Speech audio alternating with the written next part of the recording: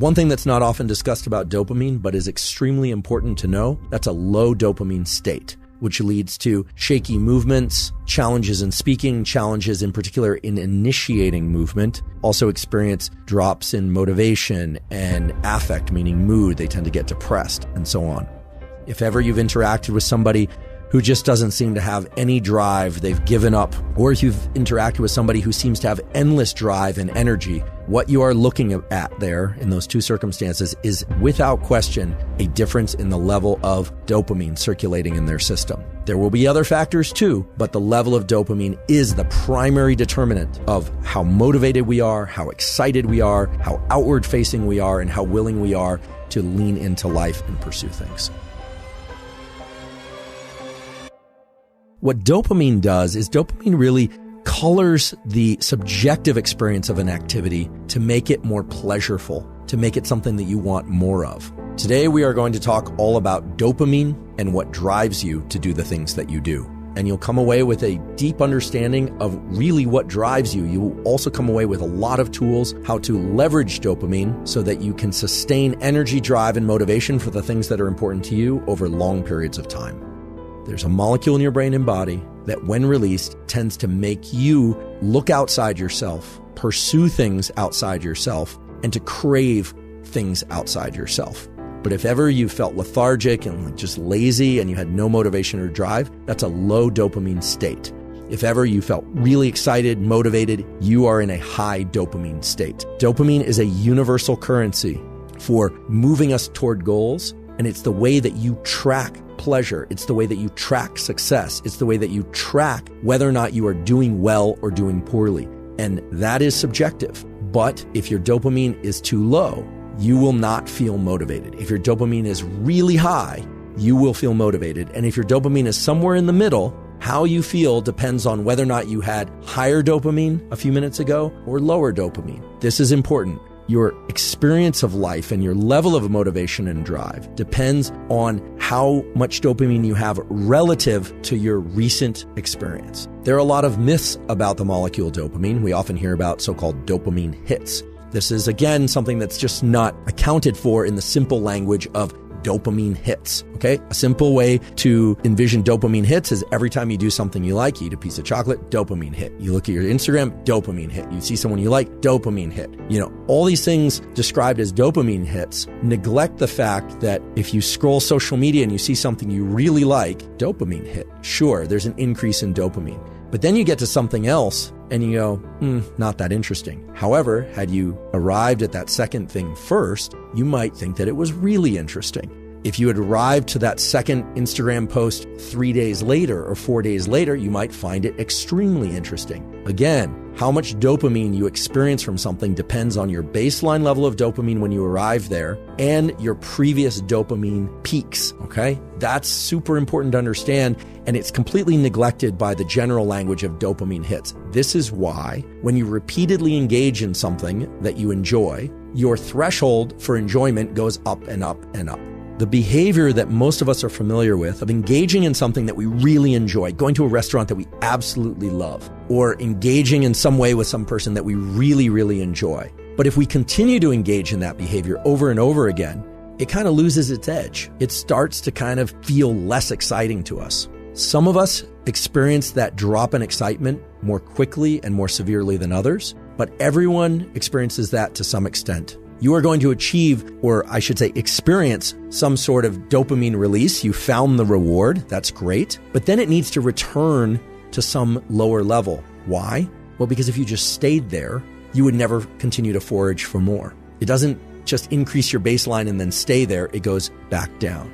And what's very important to understand is that it doesn't just go back down to the level it was before. It goes down to a level below what it was before you went out seeking that thing. Please remember this. When you experience something or you crave something really desirable, really exciting to you, very pleasurable, what happens afterwards is your baseline level of dopamine drops, okay? So these peaks in dopamine, they influence how much dopamine will generally be circulating afterward. And you might think, a big peak in dopamine. After that, I'm going to feel even better because I just had this great event.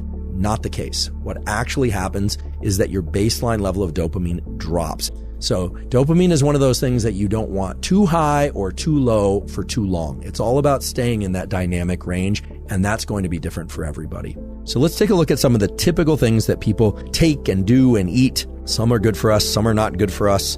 And let's ask how much dopamine is increased above baseline. Chocolate. Chocolate will increase your baseline level of dopamine 1.5 times. Okay, so it's a pretty substantial increase in dopamine. It's transient. It goes away after a few minutes or even a few seconds. Sex, both the pursuit of sex and the act of sex, increases dopamine 2 times. So it's a doubling above baseline. Nicotine, in particular, nicotine that is smoked, like cigarettes and so forth, increases dopamine 2.5 times above baseline. So there's a peak that goes up above baseline 2.5 times higher. The increase in dopamine from nicotine is very short-lived. Exercise. Now, exercise will have a different impact on the levels of dopamine depending on how much somebody subjectively enjoys that exercise. So if you're somebody who loves running, chances are it's going to increase your levels of dopamine 2 times above your baseline. People who dislike exercise will achieve less dopamine increase or no increase in dopamine from exercise. One that you might be wondering about is caffeine. Does it increase dopamine? Well, a little bit. Caffeine will increase dopamine to some extent, but it is pretty modest compared to the other things that I described.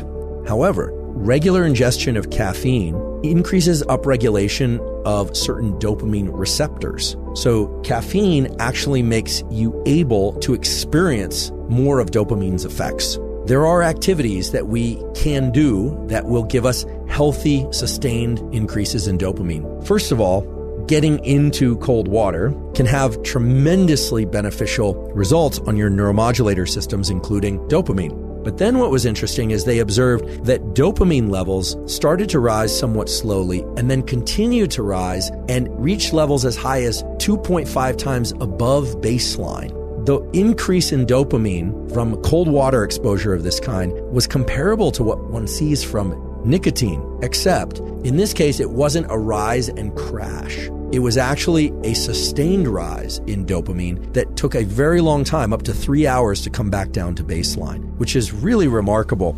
Just through behaviors, no drugs, nothing of that sort, just through behaviors, we can achieve terrifically high increases in dopamine that are very long and sustained in ways that serve us.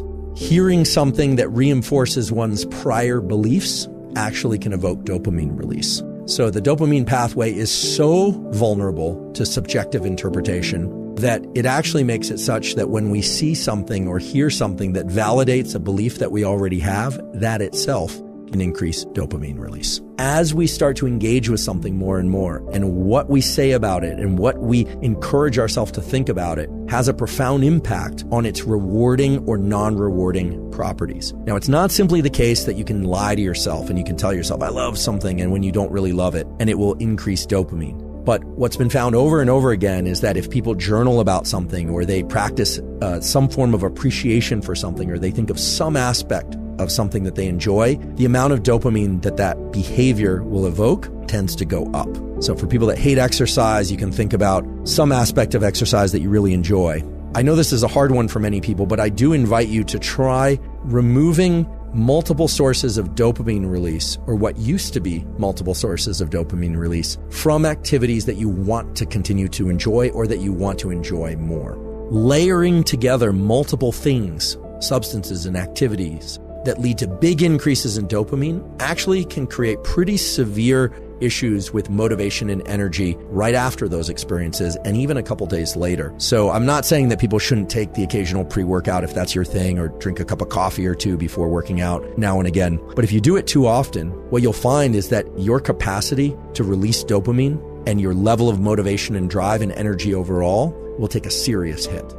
Oxytocin and social connection is actually directly stimulating the dopamine pathway. Social connections, close social connections in particular, that evoke oxytocin release. So those are romantic type, those are parent-child type, those are friendship related, and those can even be just friends at a distance related, right? It doesn't actually require skin contact to get oxytocin release, but oxytocin release is central to stimulating the dopamine pathways. So the take-home message there is quite simple. Engage in, pursue quality, healthy social interactions.